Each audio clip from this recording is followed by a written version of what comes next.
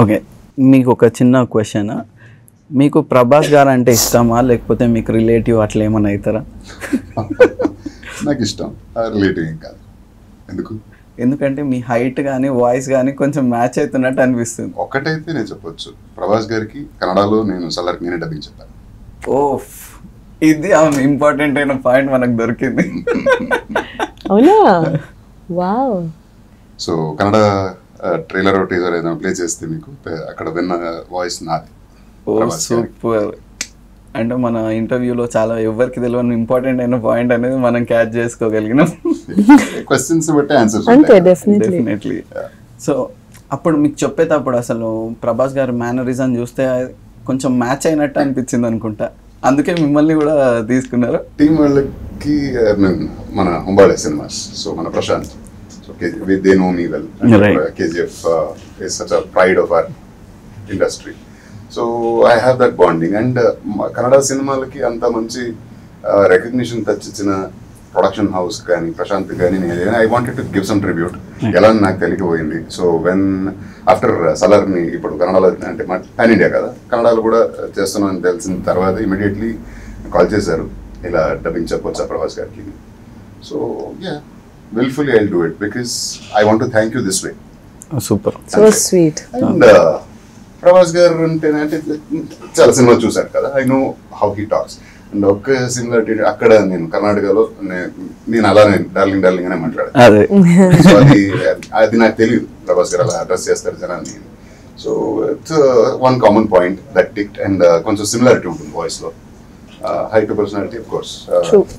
So అది నాకు కొంచెం ఈజీగా కనెక్ట్ అయిపోతాను. సో అప్పుడు అంటే సినిమా చూసి ఒకసారి ప్రభాస్ గారి వర్షన్ నేను చూస్తా, ఆయన ఎలా డబ్బించారో చూసుకుని I will then do it అని చెప్పి సినిమా చూసి okay yeah now will go అని I try to match him almost. ఎప్పుడన్నా ఫిజికల్గా కలిసి అసలు యాక్టింగ్ అట్లాంటివి ప్రభాస్ గారితో చూసి ఏమైనా చేశారా? లేకపోతే లేదండి, కలవలేదు ఎప్పుడు. అంటే అక్కడ ఇక్కడ షట్లింగ్లో ఉంటా కదా, సో ఇంటికే నేను టైం ఇవ్వలేకపోతున్నా ప్రస్తుతానికైతే. నా పెళ్ళి ఆల్మోస్ట్ క్లోజ్ టు 1.5 years నా. నేను ఇక్కడ ఉంటే ఇక్కడ నా భార్య రావాలి పాపం తనకి. Immediately I started shooting. So this has been the case. Let's see, కలవాలని ఉంది.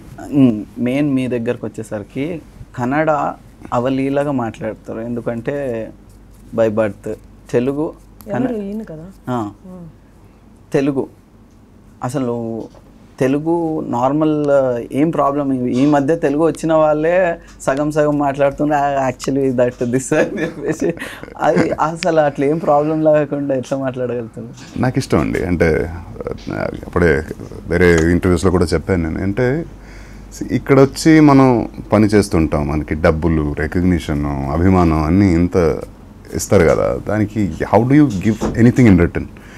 సో అక్కడ భాషని, నేలని గౌరవిస్తే చాలు. అది ఆ భాషని గౌరవించినప్పుడు మాట్లాడాలనిపిస్తుంది. మాట్లాడి స్టార్ట్ అయ్యాక అది ఇంకా బాగా మాట్లాడాలి. ఇప్పుడు ఒక లెవెల్కి మాట్లాడుతున్నా అంటే నేను చదువుతున్నా అంటే రాయాలి. ఇలా నాకు ఇంట్రెస్ట్, అది నేర్చుకుని. అంటే దట్ ఈస్ ఆ రెస్పాన్సిబిలిటీని ఫీల్ అవుతాను నేను. అండ్ ప్రతి ఒక్కరు ఎక్కడికి వెళ్ళినా, అంటే ఫర్ ఎగ్జాంపుల్ ఇక్కడ నుంచి బెంగళూరులో పనిచేయడానికి వస్తారు కదా చాలామంది. సో వాళ్ళు కూడా అంటే ఇన్ఫ్యాక్ట్ చాందిని నోస్ కన్నడ. అరే నేను ఒక టాస్క్ పెడదాం అనుకున్నాను, మీరు చెప్పేసిర్రు. యాక్చువల్లీ ఏంటంటే మీరు కన్నడ మాట్లాడితే చాందిని గారు దాన్ని తెలుగులో ట్రాన్స్లేట్ చేయాలని అనుకున్నాను. మీకు వచ్చు కాబట్టి అది ఈజీ అయిపోతుంది. చాందిని బెంగళూరులో చదివింది కదా.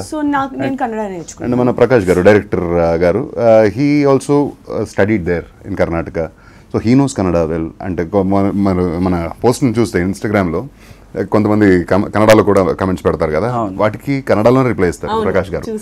So that is a beautiful thing. You respect the language. Anybody's emotion is you know, అంటే మన భాష అంటే మనకి ఎమోషన్ కదా. సో దాన్ని డిస్రెస్పెక్ట్ చేస్తే మనకు కాలుద్ది కదా. So why giving that thing? So spread joy, spread love. మాట్లాడు, ఆ భాషను మాట్లాడు. ఏ చోటుకి వెళ్తే ఆ భాషను నేర్చుకోవడానికి అట్లీస్ట్ ట్రై చేయాలి ప్రతి ఒక్కళ్ళు.